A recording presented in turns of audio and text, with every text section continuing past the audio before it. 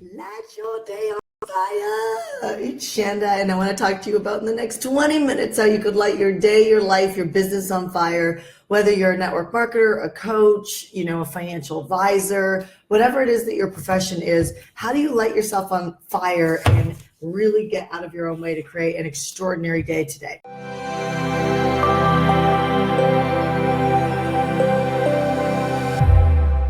So first and foremost, ask yourself, what is stealing your energy right now? What are you thinking about? What is something that you should have been doing already? Hey, Michelle Lee, what is something that you should have already been doing, knocked it off your to-do plate, but you're still, sorry, Instagram, I'm just going to move you guys down for a second, but you're still fighting with this thing on your to-do list that is causing you to lose productivity. So this whole week I promised that on Coffee with Shanda that I would focus on how do you produce more this week while still having fun. Hi, Melanie, how are you?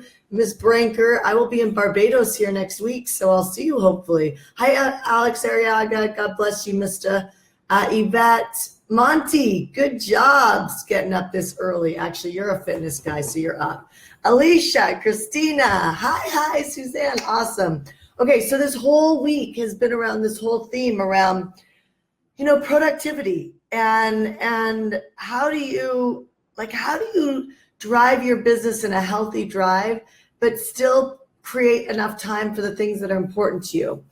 I'm going to start with this. And maybe some of you guys have heard me say this before, maybe not, I'm not sure. But when you have an impossible dream, like you have a dream to save somebody's life. You have a dream to, create a business, but you don't have any time. You have a dream. I just had a woman message me and she's giving up on her business because she just doesn't want to commit to it. Right. And every moment that we make a decision, there's a ripple effect that isn't just now, it's a ripple effect that affects our entire future self. And when I really got this about being a long-term investor versus a short-term investor, my life really changed because a short-term investor will do something for money, will do something to squish a feeling that they don't want to deal with right now. A short-term investor will do things like, something's too hard, and so I'm just going to fold it in and focus and get distracted on something else so that I feel better about accomplishing something. A long-term investor realizes that you fail forward. You always fail forward. So literally since 2.5, almost 3 months. So 3 months, there's been an area of my company that has just been imploding in a bad way, meaning that it just bleeding financially in. So like every sale that we might earn $2,000 on the sale, it cost me $2,800 to actually make the sale.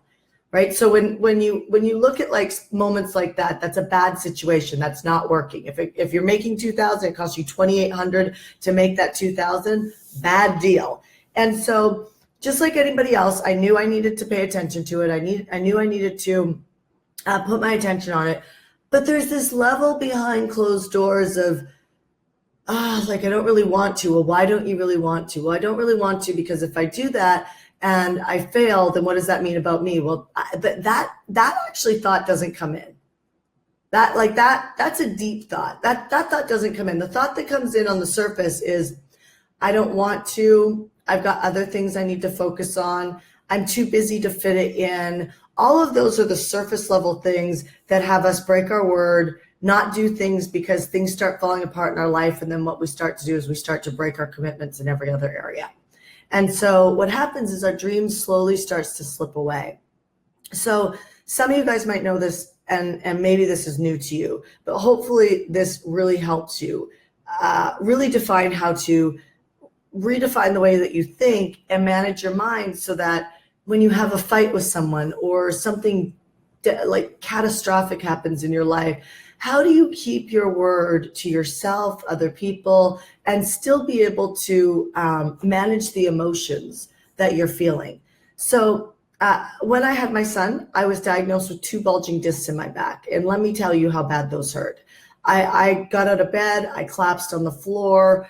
I would look up at Ash. This happened more than once. I'd look up at Ash crying one of the things that gives me an edge in my business is endurance.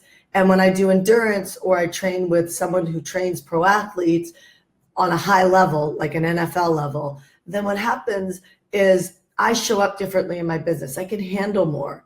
There's two things that have really done, well, three things that have really done a big impact on my life. One is God. The other is learning my leadership.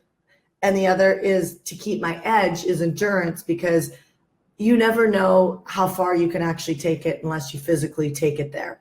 And when you physically take yourself to a certain edge, your mind has to join that edge to be able to take you to a level that you never knew was possible for you. And you learn a lot about yourself that nobody can ever take away from you.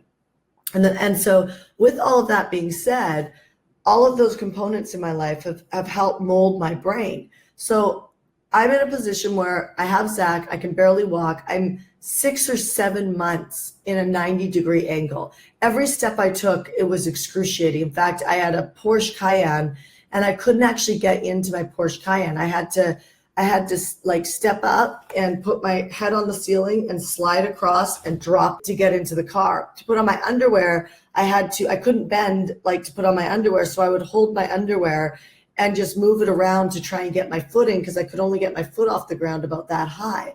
And it was awful, because all the doctors, and I have a great network of friends, they kept giving me these amazing doctors, and they are amazing doctors, but they weren't connected with my vision. So first of all, make sure you know what your vision is when you're going after an impossible dream. So my bulging discs, the impossible dream was really avoiding surgery and being able to run, bike, cycle, hold my baby, all of those things without like having back pain or without, not being able to do it.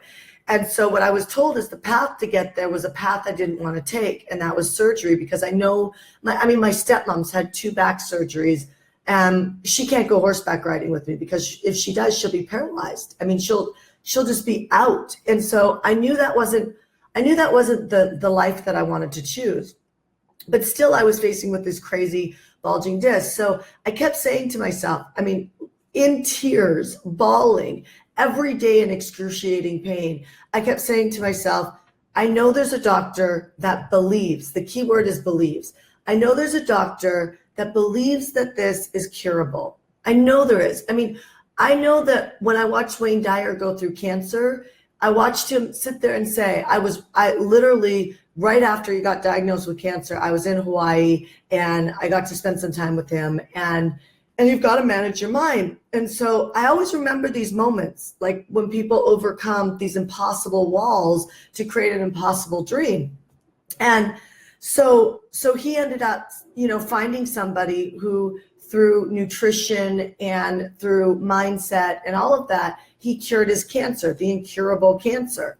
So I remembered these things. And as I'm in the bulging disc scenario of my life, I just kept saying, I know there's a doctor that believes that this can be fixed. I just need to find that doctor so that I can start believing. Sure enough, I get a book in the mail from a friend of mine who had no idea that I had a back problem. And it was The Great Pain Deceptor. I read the book. I talked to the guy. I spent 2.5 hours. The next day, my pain released. I called him freaking out. Are you kidding me? My pain really, is it coming back? What's going on? He said, I want you to go out for a run right now. He said, as soon as you take a step, you're going to hear that. You're going to feel that, and it feels like a knife, a stabbing pain right in between my discs. I can even think about it and remember it right now when I'm saying this. It feels like you're going to die. And so he said, as soon as you feel that sharp pain, keep going. And then you have these crazy thoughts like, am I being too California? Am I being a little bit too holistic? Am I being crazy? Should I be getting the surgery? Am I going to massively hurt myself and put myself into, a body cast? Or it's going to, I was already my pain was all the way down my leg and my sciatic nerve. It was bad. And all those thoughts come in. But the one thing that I've learned from building a business is if you follow the formula with a good attitude, because you can follow the formula with a shitty attitude and not get ahead. Like more work. I talked about this yesterday on Coffee with Shanda. People were blowing up our inboxes with yesterday's Coffee with Shanda. If you haven't watched it, watch it. It's on productivity. But it's like,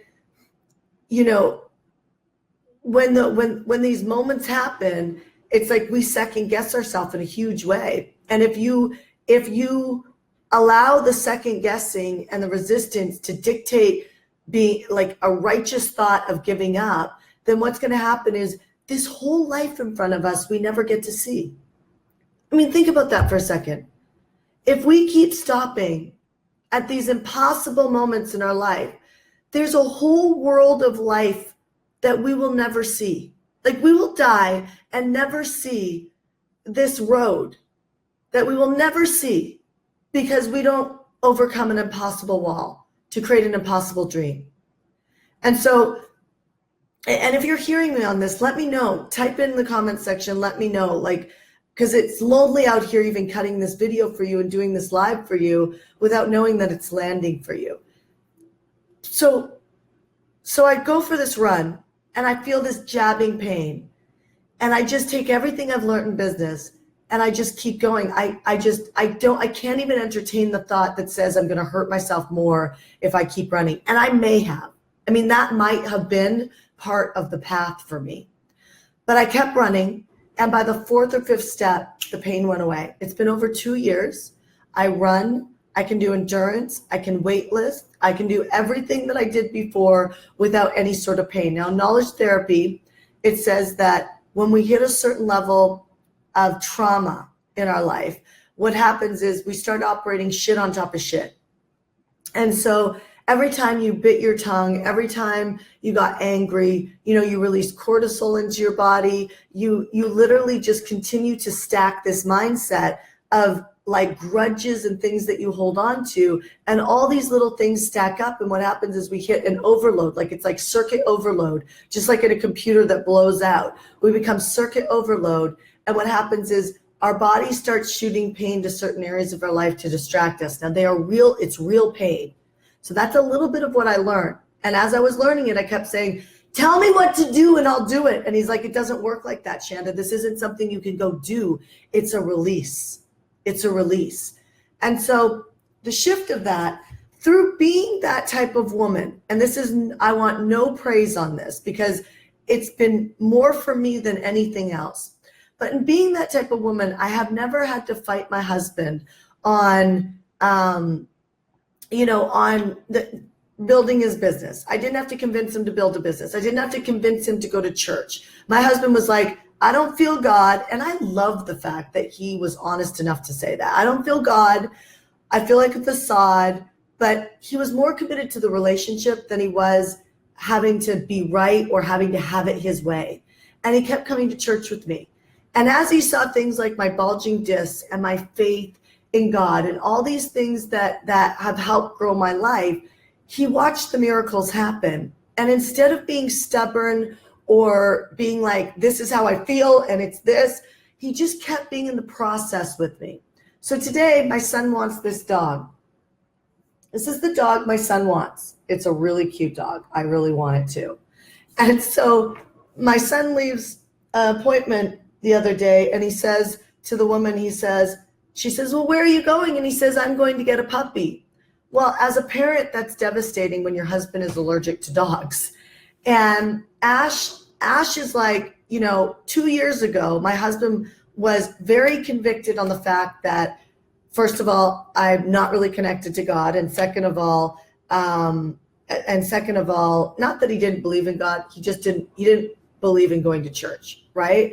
And he didn't believe in reading scripture. He believed in just having his relationship with God, which if you read scripture, that only gives you 1% of what's possible for God to work in your life.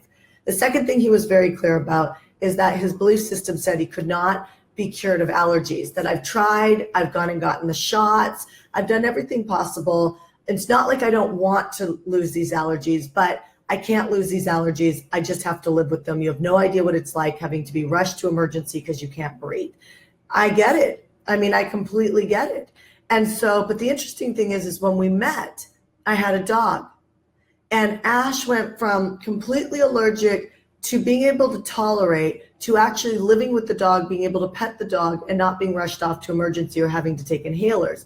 Why did that happen? Well, I definitely had this conversation that this dog had been with me for 18 years and the dog wasn't going anywhere. And the dog was going to die with me. It wasn't until the dog actually went to bite my son that all of a sudden mommyism came up and I moved the dog. Right or wrong, that's not the point. You know, the point isn't whether I stood by my husband or not. That's not the point. The point is that we see what we see and we walk through life based on our belief systems. And how do you chisel away your belief systems so that you have the relationship that you want? I mean, just stop. I mean, how many relationships, if you're not in a good one right now, have been absolutely a mess before this one? I mean, do you think maybe you have the power to change it? Yes, you do. You know, I'm addicted now to continuing to become nicer, kinder, warmer, more loving, more supportive, less sharp, you know, all these things with my husband so that I continue to grow the relationship that I want. That's about letting go of being right. And I'm going to tell you the dividends that's paid. I'm more in love with my husband today than I've ever been in my entire life. We're about to have our 1-year anniversary. We've been together for 4 years. And I am more in love with him today, but there are moments that I thought that I could not be with this man. And that was all me. It was all my unwillingness. So whether it's your bulging disc, whether it's growing a business, whether it's creating a relationship, you have to shift and look at what is the impossible thing that you're facing right now. And are you going to be willing to actually let go of something and play in the esoteric world of what if this was possible, and then actually believe that it is possible? Because I guarantee you, there is no problem that you have that somebody has not figured out how to solve. Just take that in. There is no problem that you have right now in your life or will ever have that somebody has not figured out a way of solving that. You just need to get out of your own belief system and be willing to open up to the fact and convince yourself and talk to yourself on a daily basis that you will have that in your life. It will be cured. It will move. You will move this thing that is not working out of your space. You will get great at sales. You will have raving fans online. You will cure that disease that's happening. You will not have to have surgery. You will have that other baby. You will have a peaceful marriage. These things are absolutely possible if you would just start putting your focus on somebody has solved this problem, and don't be so goddamn right about this problem being real. Stop it. My husband is now willing. He is willing. He said to me about 3 weeks ago, let's find a doctor or a holistic practitioner or somebody who knows how to cure my allergies. I now believe it's possible. And we actually, of course, then we met 2 people that at Good Anya in Encinitas that breed this exact dog. 2 people in the same breakfast that breed that exact dog. If there's not a God or an energy out there, whatever you want to call it, I don't really care what you want to call it. But if there's not something orchestrating and giving us what we have a good attitude about, in other words, when we have a good attitude about something, then it starts to come forward. I mean, it happens all the time. When I am grumpy, the world falls down around me. And then I start breaking my word and I say things like, I don't want to go to church because this morning is not working for me, or I don't want to keep my commitment because, I'm in a bad mood now. I mean, when has that ever served a pro result in your life? When has that ever served, when has that ever served you winning? It never has. So at some point, don't you want to become, the Bible talks about, or scripture talks about something about becoming really pure inside. And that's what I'm working on right now, becoming really pure inside. And when you really get that gives you such an incredible life of miracles, it stops having to be work to get there. It starts to become a moment of practice every time something comes in front of you. So I feel like a champion. Every time my husband does something that used to irritate me, and now I have compassion and love, and this focus is on this pureness inside of me. Oh my God. I mean, there is nothing that lights my day up more than that. There is nothing. So I'll end on this. We're now building a house. This is a picture of a deck that's going in our new house. This was an impossible dream one day. Now I can do it. HeartCore Business, the company I run now, was an impossible dream one day. And now I have it. And now I have another impossible dream, another impossible dream. And I don't know about you, but I don't want to live an average life. And I don't want any routines in my life. I want to break every routine so that I can operate outside the routine, so that I can experience everything possible inside of whatever life, whatever breath I have left on this planet. I want to experience everything possible. And I want that for you too. So what's today going to look like if you were to look at whatever's impossible in front of you, and you started saying to yourself, somebody knows how to solve that, and you actually started getting a good attitude about that? I wonder what could happen just today.